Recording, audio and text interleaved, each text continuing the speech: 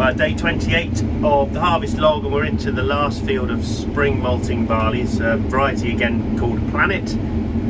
Field is Gravels. It's on the lighter land. We're just at the back of the grain store. It's just down through there. It hasn't been dug for sand and gravel, but it's quite thin soil. Planted one of the last fields we planted actually as well, sort of the 23rd, 24th of March. Then going into some quite dry weather. It's after a cover crop of oats and vetches, which we grazed off with the sheep. So considering the year that it's had, we're hovering around the sort of the 5.5 tonne a hectare mark. I think it's a slightly better part of the field here. Interestingly, there is an area in the middle of this one that is following a fallow plot for wading birds, things like lapwing.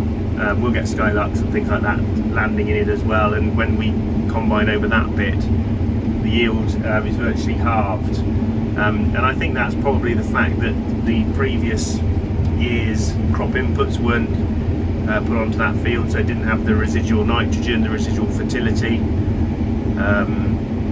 and it therefore has a little bit less productivity, which is a bit of a shame, but it's just a hectare in the middle. So yeah, one of the things to think about when we're looking at sort of stewardship options and the impact to the business. Yes, we get paid for it. We only get paid for that 1 year. What's the what's the sort of the longer term benefits in terms of wildlife habitat creation, but then also the downturn in terms of productivity afterwards. So we are almost at the end of this section of the harvest. We've got some winter beans that we'll be moving on to after this field. Potentially, we're just sort of slightly anticipating some rain. Whether or not it will materialise, time will tell. We'll have to wait and see, but any time from now on.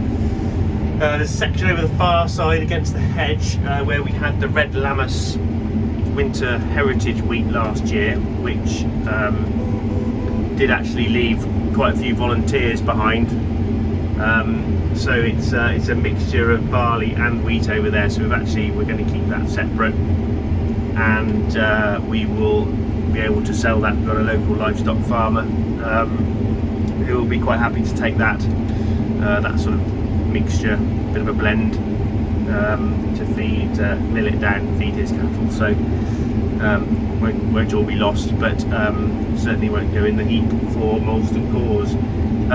So that's the harvest of malting barley. Everything seems to be making spec so far, so pleased with that. So malting barley virtually finished.